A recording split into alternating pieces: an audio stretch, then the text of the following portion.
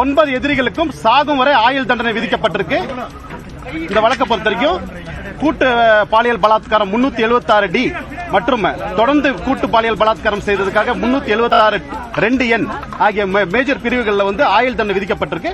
மற்றும் இதர சட்டப்பிரிவுகள் 10 ஆண்டுகள், 7 ஆண்டுகள், 3 ஆண்டுகள் என்று தனித்தனியாக வழங்கப்பட்டுள்ளது. அதிகபட்ச தண்டனையாக 9 எதிரிகளுக்கும் சாகும் வரை ஆயுள் தண்டனை விதிக்கப்பட்டிருக்கு நீதிமன்றத்தால். பாதிக்கப்பட்ட பெண்களுக்கு மொத்தமா பாதிக்கப்பட்ட பெண்களுக்கு 85 லட்சம் ரூபாய் நீதிமன்றம் காம்பன்சேஷன் அவார்ட் பண்ணிருக்காங்க. இந்த வழக்கோட தீர்ப்பு நீங்க எப்படி பாக்குறீங்க சார்? இதுவரை பல வழக்குகள் நடந்திருப்பீங்க, இந்த பட்டியல் தீர்ப்பு எப்படி நினைக்கிறீங்க? இந்த தீர்ப்பு வரவேற்கப்பட்ட தீர்ப்பு. சிபிஐயோட முயற்சி, எங்களோட முயற்சி வீண் போகல. நல்லபடியா இது சாட்சிகள் பரிமாறிக்கப்பட்டிருக்கு. அது நீதிமன்றம் நல்ல முறையில் கன்சிடர் பண்ணி நியாயமான தீர்ப்பு வழங்கியிருக்கும் நாங்க நினைக்கிறோம். நீதிபதி என்ன சொல்லிருக்காங்க சார்? ஏதாவது விஷயத்தை மேற்கோள் காட்டியிருப்பாங்க இல்லீங்களா?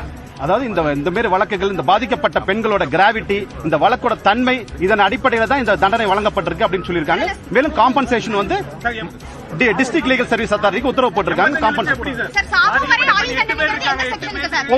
ஒவ்வொருத்தருக்கு 10 லட்சம் 15 லட்சம் குவாண்டம் பேஸ் பண்ணி கொடுத்திருக்காங்க. ஃபைனல் ஆர்குமெண்ட்ல பொறுத்தவரைக்கும் நம்ம சாட்சி விசாரணைகள், நம்ம தாக்கல் செய்த ஆவணங்கள், சான்று பொருட்கள், இது எல்லாத்தையும் அடிப்படையில் நம்ம வாதங்களை வச்சோம்.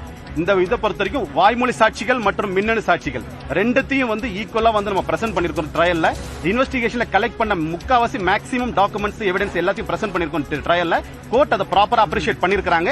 அதை பண்ணி இன்னைக்கு இந்த தீர்ப்பை வழங்கியிருக்காங்க. மேல்முறையீடு போனாலும் இந்த வழக்கு, இந்த தண்டனை நிலைநிறுத்தப்படும் என்று நான் நம்புகிறேன். இந்த வழக்கை பொறுத்த வரைக்கும் இந்த செக்ஷன்ல 2 விதமான தண்டனை தான் வழங்க முடியும். ஒன்னு சாகும் வரை ஆயுள் தண்டனை, இல்லாட்ட குறைந்தபட்சமாக 20 ஆண்டுகள் ஆயுள் தண்டனை, 20 ஆண்டுகள் சிறை தண்டனை. இந்த 2 ஆப்ஷன்ல மிட்டிகேட்டிங் சர்க்கம்ஸ்டான்ஸ் பார்த்தாங்கன்னா 20 ஆண்டுகள் கொடுக்கலாம். ஆனா இந்த வழக்கோட தன்மை, பாதிக்கப்பட்ட பெண்களோட அந்த fact, circumstance of the case எல்லாத்தையும் அடிப்படையாக வச்சுதான் உச்சபட்ச தண்டனை வழங்கப்பட்டிருக்கு.